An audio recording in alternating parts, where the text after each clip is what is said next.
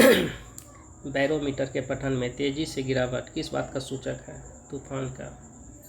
क्या क्वेश्चन कर रहा है कि बैरोमीटर के पठन में तेजी से गिरावट, यदि तेजी से गिरावट होता है बैरोमीटर में, किसका सूचक है? वो तूफान का। भारतीय मरुस्थल का नाम क्या है? थार। भारतीय मरुस्थल का क्या नाम है? थार है, जो कि राजस्थान में। काजीरंगा राष्ट्रीय अभ्यारण्य किस में है? असम में है। काजीरंगा राष्ट्रीय अभ्यारण्य किस राज्य में है? असम में। पृथ्वी अपनी धुरी पर किस दिशा में घूमती है? पृथ्वी अपनी धुरी पर किस दिशा में घूमती है? पश्चिम से पूर्व। किस दिशा में घूमती है? पश्चिम से पूर्व। उज्जैन किस नदी के किनारे बसा है? शिप्रा नदी के किनारे। उज्जैन किस नदी के किनारे? शिप्रा नदी के। निम्न में से कौन सी धातु बिजली की सबसे अधिक सुचालक होती है? चांदी। यानी कि बिजली का सबसे अधिक सुचालक कौन सा धातु है? चांदी। गोबर गैस में मुख्य रूप से पाया जाता है मीथेन। गोबर गैस में मुख्य रूप से क्या पाया जाता है? मीथेन। स्वतंत्रता मेरा जन्मसिद्ध अधिकार है, इसे मैं लेकर रहूँ, किसने कहा था? लोकमान्य तिलक ने। यानी स्वतंत्रता मेरा जन्मसिद्ध अधिकार है, इसे मैं लेकर रहूँगा, किसने कहा था? लोकमान्य तिलक ने। राज्यसभा के सदस्यों का चुनाव कितनी अवधि के लिए किया जाता है? 6 वर्ष के लिए। राज्यसभा के सदस्यों का चुनाव कितने समय के लिए किया जाता है? 6 वर्ष के लिए।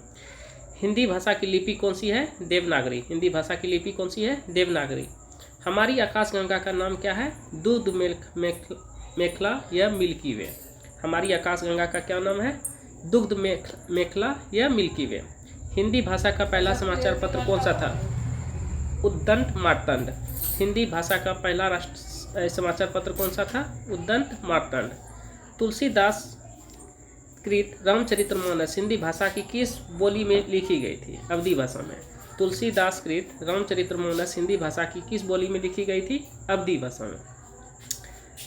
अब क्या करा है कि आधुनिक ओलंपिक खेलों की शुरुआत कब और कहाँ हुई थी? यूनान यानी कि एथेंस में 1896।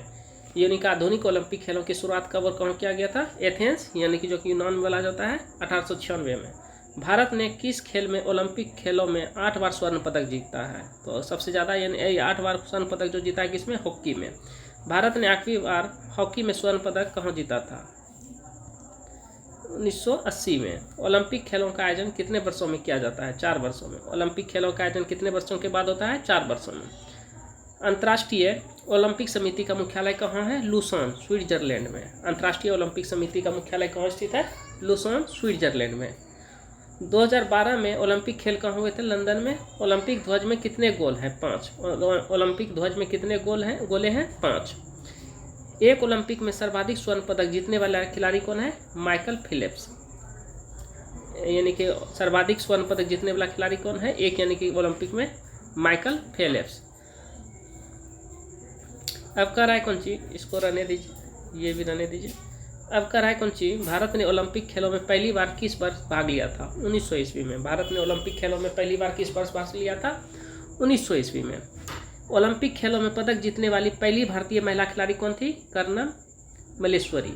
ओलंपिक खेलों में पदक जीतने वाली पहली भारतीय महिला खिलाड़ी कौन सी थी? कर्णम मल्लेश्वरी। बैक टू वेदास, वेदों की ओर लौटो का नारा किसने दिया था? महर्षि दयानंद ने। वेदों की ओर लौटो का नारा किसने दिया था? महर्षि दयानंद ने। प्रसिद्ध झंडा गीत झंडा ऊंचा रहे हमारे के रचना किसने की थी? श्यामलाल गुप्त। किसने किया था? श्यामलाल गुप्त। झंडा ऊंचा रहे हमारा किसने रचना किया था? श्यामलाल गुप्त ने। पशुओं में मिल्क फीवर बीमारी किस कमी के कारण होता है? मिल्क फीवर बीमारी किसके कारण से होता है? कैल्शियम की कमी के कारण से। मिल्क फीवर बीमारी किसकी कमी से होता है? कैल्शियम की कमी से कारण। मानव शरीर के किस अंग द्वारा यूरिया को रक्त में फिल्टर किया जाता है? यूरिया को रक्त में फिल्टर किया जाता है किसमें? गुर्दे द्वारा। मानव शरीर के किस अंग द्वारा यूरिया को रक्त से फिल्टर किया जाता है? गुर्दे द्वारा। किस एकमात्र भारतीय को अर्थशास्त्र का नोबेल पुरस्कार मिला है? अमर्त्य सेन को।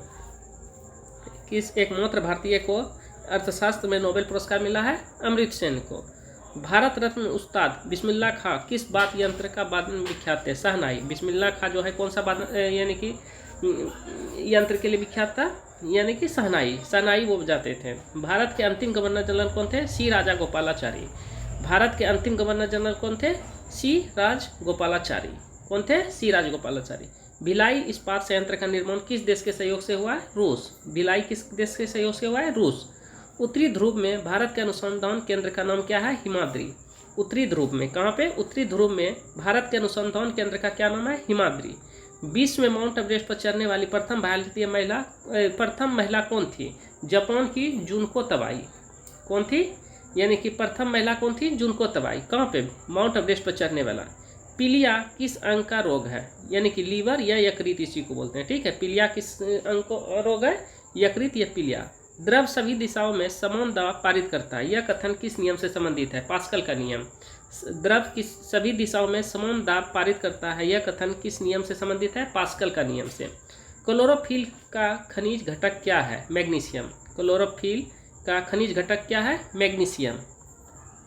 एलपीजी गैस में क्या होता है? ब्यूटेन। एलपीजी गैस में क्या होता है? ब्यूटेन। एलपीजी गैस में क्या होता है? ब्यूटेन। किसने सर्वप्रथम अशोक के अभिलेखों को पढ़ा था? जेम्स प्रिंसेप ने। यानी कि अशोक के अभिलेखों को सर्वप्रथम किसने पढ़ा था? जेम्स प्रिंसेप ने। किस बौद्ध भिक्षु के प्रभाव में अशोक ने बौद्ध धर्म ग्रहण किया था? उपगुप्त के। किस बौद्ध भिक्षु के प्रभाव में अशोक ने बौद्ध धर्म को ग्रहण किया था? उपगुप्त के। तो ठीक है, अब आगे कल